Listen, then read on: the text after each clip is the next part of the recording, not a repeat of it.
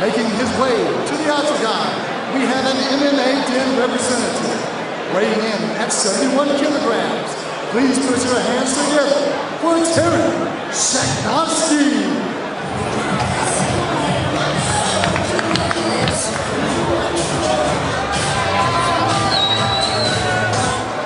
His opponent tonight, making his way to the octagon, fighting out of the red corner, representing Team KFA. He weighed in at 71 kilograms. Please put your hands together for Michal Gutkowski.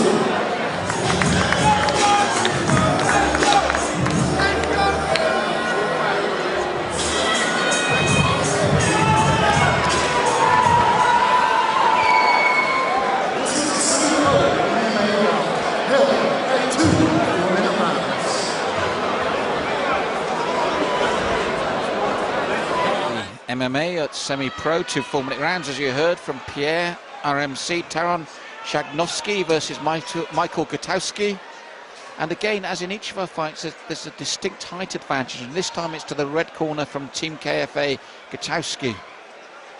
But as we've said so many times, Nick, it's one thing having the advantage, it's knowing how to use it. Exactly, and it's very difficult to take advantage of those little things in your semi-pro first few outings out here under all this pressure. Nice stiff jab from Gutkowski. Yeah, this is some clean stand-up we're seeing here. Yes, Shahnazaryan came back well with his own left and right, and they're into the clinch against the fence. Yes, so we can assume here Taron is the one looking for the takedown. He closed the distance. Michal has to get his back off the cage.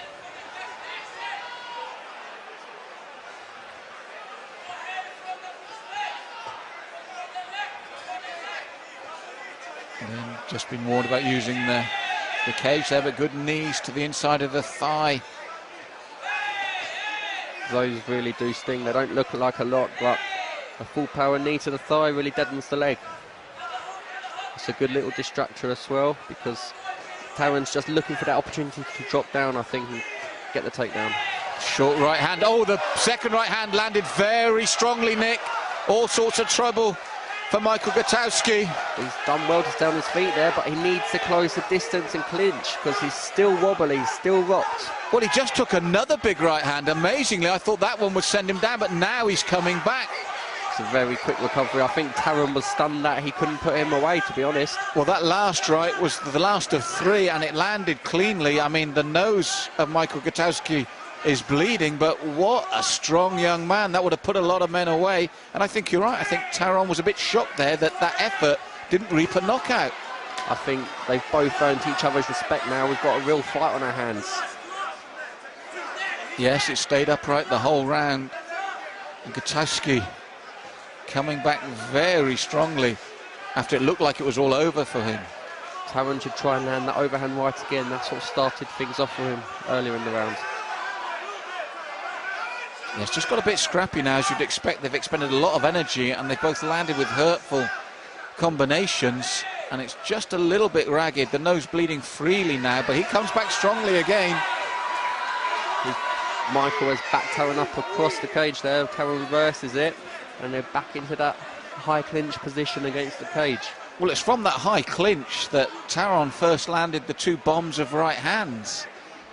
Yep, he broke away, and it was the overhand right, clipped it, started it all off.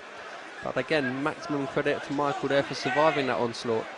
And he came back, Nick, which is testament to his conditioning, his strength, and his heart, really, because they were heavy punches that he took.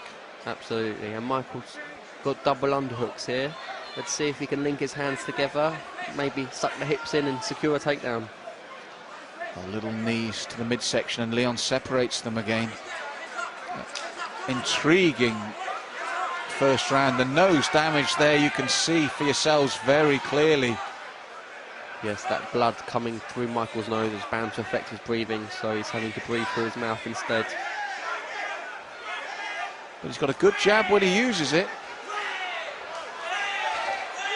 Here we go, here comes the bombs, and they are going tit for tat. Yes, a short little uppercut there from Michal on the inside.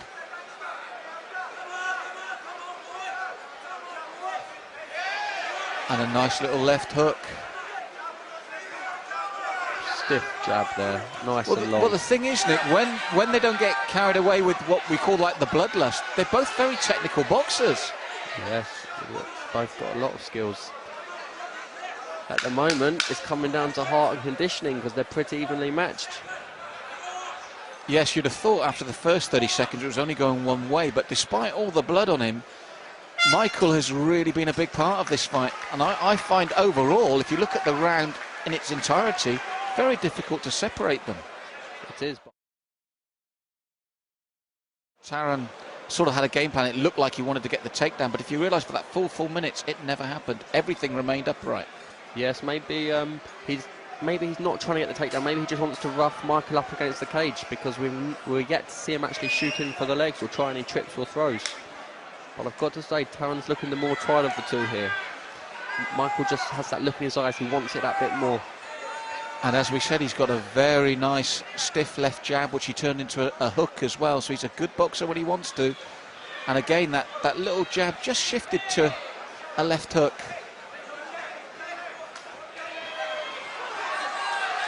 Punches in bunches, looking for the uppercut there.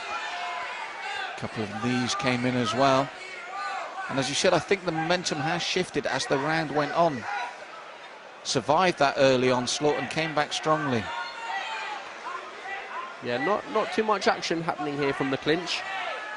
Maybe Taron should go back to kneeing the thighs there. He was scoring points with them earlier. But I think he's just taking a few deep breaths at this stage. Yes, it has been a hard pace for both men, and as you said, a lot of hurtful punishment as well. But if we remember in the first round, Taron got a success by taking that little step away and throwing the overhand right, because the one thing you do know is Michael's head will be there. He doesn't have to know where it is. It's going to be there. Just like that, you know it's there. Yeah, and that is a problem for him. And again, he's had success with it. This must be something he's drilled well in training. Front headlock here, needs to snap him down. Keep the work rate high. That's what I'd be shouting for in his corner. Yes, because it has been close over the course of the first round. He doesn't want to be on his knees here. He needs to get back on his feet and drag his opponent down. And he's let it go. Well, he let it go and then was virtually allowed to get it back again. Two very tired young men here, from the pace they've set and the hurtful nature of their work. He should at least be attacking the neck, looking for some front chokes there. Just got to keep working. This is an advantageous position. He needs to take advantage of it. It's almost like he's uncertain how to, Nick. Yes, I mean, his corner men should be shouting at something out here. I'm sure they are. I think they're asking for the knees to come. There it is. He does bring it, the nose. Yeah. That should have happened a long time ago. Yes, a bit of uncertainty there from Taron when he got into that excellent position. But that last flurry certainly took the wind out of the sails of Michael this time. And there's not so much coming back. So I think if it stays like this, we could be looking at a blue corner win, because Leon is conscious of the fact there's not much going on now. We've got two tired men here. And one of them probably thinking, what have I got to do to put this guy away? They've got to go after it. It comes down to who wants it more, so much of the time.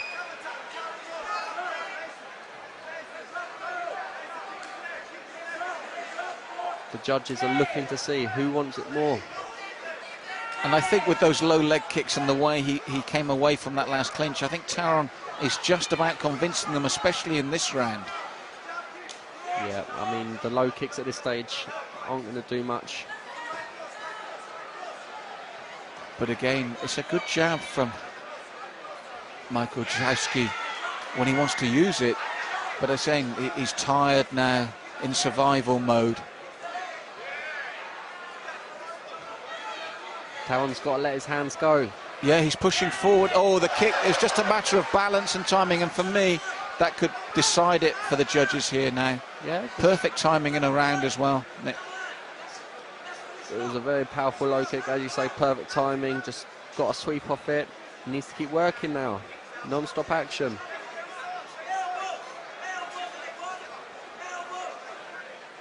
Looking to mount, and he gets it. Yes, nice movement. 10 seconds, he should be posturing up and punching at this stage. Instead, he's looking for some sort of side choke, I think, from here. A couple of little softness to the side of the body, but I think that last action that we saw, especially from the moment of the kick takedown, I think we'll take that to the blue corner and Taron Shahnazaryan. But a tough fight, Nick. Let's put our hands together for what I can only call an all-out war.